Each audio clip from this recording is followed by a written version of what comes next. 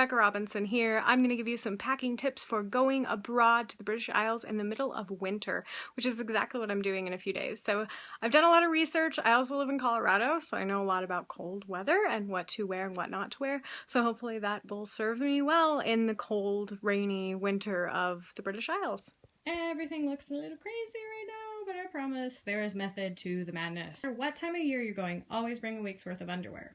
Bring pajamas. I usually bring about 2 shirts that I can use for pajamas and a pair of pajama specific pants and or athletic pants. You can also use leggings if you're taking any of those with you. Always want to bring a couple tote bags. Not only can you put your shoes in them while you're traveling and moving around in your suitcase, but you can use the bags for grocery shopping and other needs. Make sure you have a money belt or some other device that helps prevent you from getting pickpocketed as easily. Bring one nicer item of clothing. This is a sweater dress. It's not only warm for the winter, but it also looks really good at just about anything, whether you're going out to dinner or you're going to church or a concert. It's perfect. Bringing a couple flannel shirts since it's going to be chilly. That's a great way to layer. And then probably the number one thing that you want to make sure you have are a few base layers. So I've got about 5 shirts to just wear. That's almost a week's worth of clothing to wear underneath anything else. So if it's cold, I can always double up. Whatever you need to do, you just gotta stay warm. So bringing about 5 sweaters with me, not only because that gives me variety on clothing to wear, but also in the fact that I can double them up and wear them for warmth, including a hoodie, which is not maybe the most fashionable, but it works great in the hostels if the hostels aren't as warm as you want, or hotel rooms.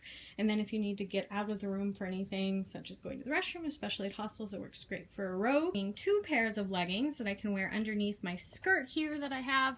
Just taking one little mini skirt. It's foldable, doesn't wrinkle, stretchy from H&M, great place to buy travel clothing. And then 2 pairs of jeans, and I also have a pair of stockings over here, so I can wear that under the dress or under the skirt or anything else. And that's pretty much it for clothes. One thing you can also do to make your packing and traveling easier is to make sure all of your clothes match everything else. Granted, you might have a few variations on this, but if all your layers, like your undershirts and your sweaters, match your pants or your skirts, then it's a little easier to sort everything out. Just a tip. Carry-on's always a big question. What do you take? What do you leave? So my tips are usually pretty easy. Have a snack. Have a toothbrush. Make sure you have your comb and your brush. An extra glasses case in case you want to take your glasses off. You might want your fingernail and nail clippers. Those could also be checked. Have a book to read, a little notebook to take notes or ideas that you write down.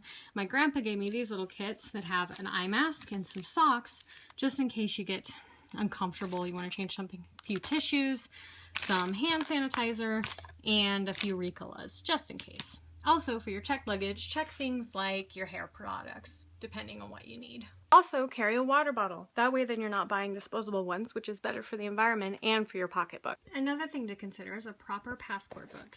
It has a nice cover, it's not too obvious. Hold your passport and all your other information. It's easy to access when you're going through checkpoints and security, and it zips.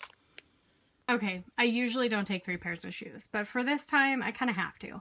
First of all, you have my big boots because, well, it might get rainy, icy, and snowy in the British Isles in January.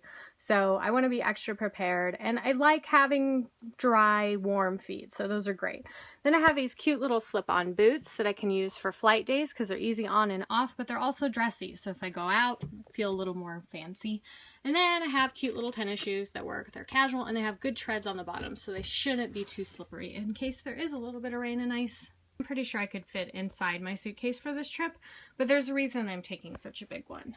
Not only is there plenty of room for anything I'm taking with me, but I'm traveling with my aunt, and her suitcase is significantly smaller. So if she has souvenirs and I have souvenirs, we can definitely fit it in mine, as well as all of our clothing.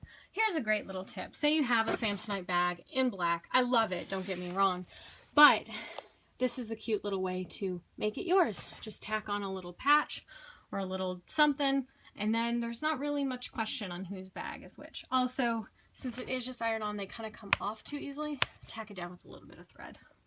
And finally, you can see that my suitcase is only about halfway full. So there's plenty of extra depth and room to add things as we go along. I've got my carry-on items and stuff for the day of. I still got to do a couple things of laundry to get ready to go, but that's about it. So happy trails. I hope you find this helpful, and I'll let you know if anything doesn't work so well.